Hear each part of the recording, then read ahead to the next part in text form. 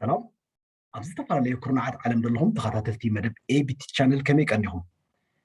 ኣብ ዝሓለፈ ክልተ ቪድዮታትና ሓንቲ ኮምፒተር ክትውላዕ ወይ ፕሮሰስ ከተካይድ ከላ ቀስ እንድሕር ዳኣ ትብል ኮይና ከመይ ጌርና ቅልጥፍቲ ትኸውን ኣብ ዝብል ሪእና ነርና። ሎሚ ከዓ ሓንቲ ኮምፒተር ኣብ ኔትወርክ እቲና ኣለና ወይ እውን ዋይፋይ ክንጥቀመላ ከለና እቲ እትጥቀመሉ ናይ ኢንተርኔት መስርሕ እንድሕር ዳኣ ቀስ ዝብል ኣሎ ኮይኑ ከመይ ጌራ ቅልጡፍ ትኸውን ወይ እውን እቲ ፕሮሰስ ከመይ ገይሩ ቅልጡፍ ዝኾነ ነቲ ናይ ኔትወርክ ፕሮሰስ ተካይድ ኣብ ዝብል ኢና ክንርኢ። ሓፃር ቪድያ ኩላትና ከዓ ብሕብረት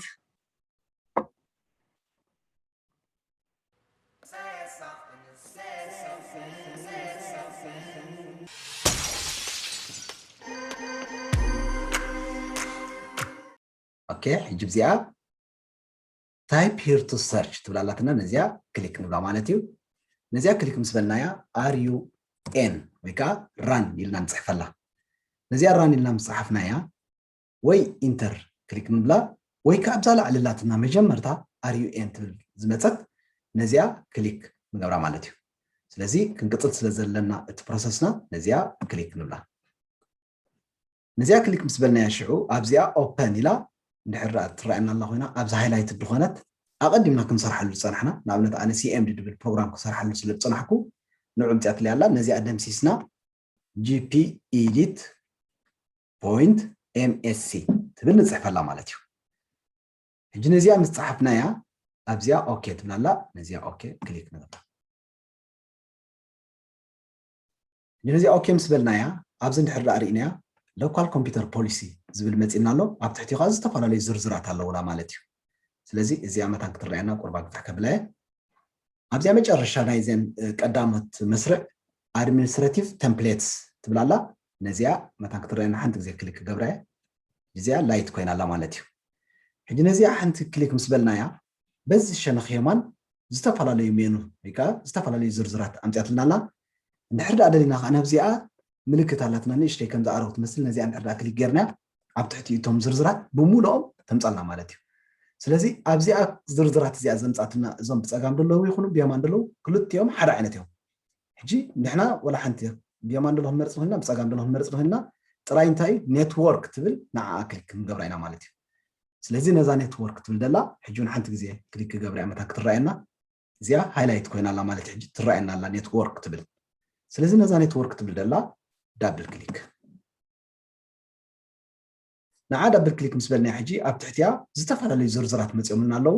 ሕጂ እውን ንታሕቲ ንእሽተይ ውርድ ኢልና QoS ፓኬት ሸዱለር ትብል መፅያትና ኣላ።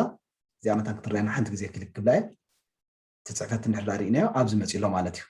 ስለዚ እዚኣ QoS ፓኬት ሸዱለር ትብል ደላ ሕጂ እውን ነዚኣ ዳብል ክሊክ ክንገብራ ኢና። ነዚኣ ዳብል ክሊክ ምስ በልናያ ኣብ ትሕቲያ እንደገና ሕጂ ዝርዝራት ኣምፅያትልና ኣላ ማለት እዩ። ዝተፈላለዩ ዝርዝራት ካብዞም ዝርዝራት ሕጂ ብዚኣ እንድሕር ዳኣ ርኢናያ ቅድሚ እዛ መጨረሻ ደላ ሊሚት ሪዘርቫብል ባንድዊድዝ ትብል ኣላ። ነዚኣ ሓንቲ ግዜ ክሊክ ክገብራ ሕጂ እውን መታን ክትረአየና ነዛ ሊሚት ሪዘርቫብል ባንድዊድዝ ትብል ደላ ነዚኣ እውን ሕጂ ዳብል ክሊክ ንገብራ።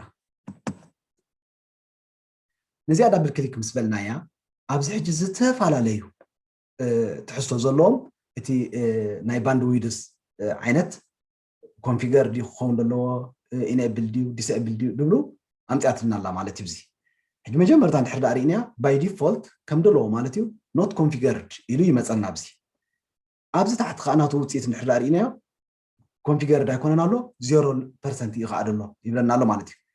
ስለዚ ነዚኣ ንሕና መታን ክንቅራ እታ ናይታ ኢንተርኔት ባንድዊድዝ ቁልጡፍ መታን ክኸውን ነዚኣ ኢንዕድል ትብል ደላ ክሊክ ንገብራ። ነዚኣ ክሊክ ምስ በልናያ ኣብዚኣ ባንድዊድዝ ሊሚት ብፐርሰንት 80 ትብል ኣላ ማለት ሕጂ እዚኣ ሕጂ 80 ትብል ደላ ኣብ ናተይ ኮምፒተር 80 ኣላ። ኣብ ገለገለ ኮምፒተራት ከዓ 20 ክፀንሐና ክእል እዩ። ከምኡ ዝተፈላለየ ቁፅሪ ክፀንሕ ይኽእል እዩ። ዝኾነ ዓይነት ቁፅሪ ይፅናሕና ብዘየገድስ ነዛ 80 ደላ ደምሲስና ክሊክ ንገብራ በኣ ነዚኣ ደምሲስና 0 ነቂራ ማለት እዩ። ሕጂ እዛ ባንድዊድዝ ሊሚት 0 ምስ ገበርናያ እቲ ዓቐናታ 0 ምስ ፀሓፍናላ ማለት እዩ። ኣብዚኣ ኣፕላይ ትብላላ ነዚኣ ኣፕላይ ትብልላ ክሊክ ንገብር።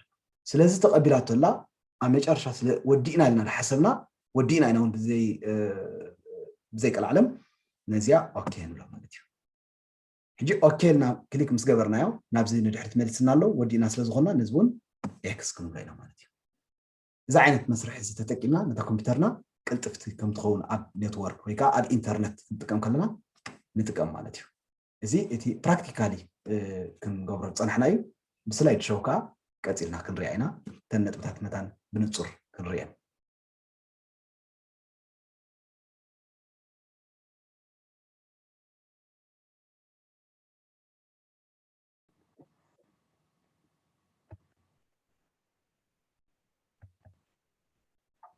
اوكي after start bottom ابا رام إلنا كنت حفظنا مالتي زيا ران إلنا مستحفنا لا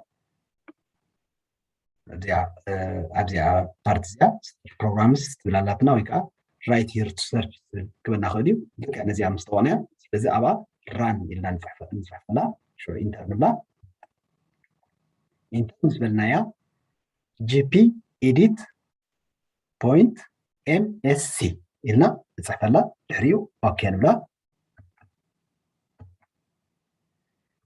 local computer policy زبل مجمرتا highlighted كوينو يمصنا مالتي داريو administrative template تبل مسرخبنا ابتحتي نعا كليك نغبرا حجب زيا كلتا مرج الله انا مالتي نزي دبل كليك مسغبرنا وي بيمان وي بصقام ابتحتيو تزرزيرهم كمصنا يمتم مين مالتي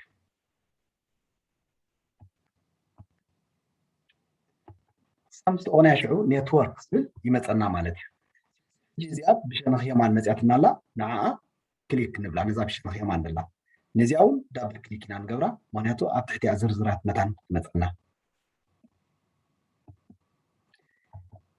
QoS packet scheduler تبل مش مصاتنا نزياون دبل كليك نغبرا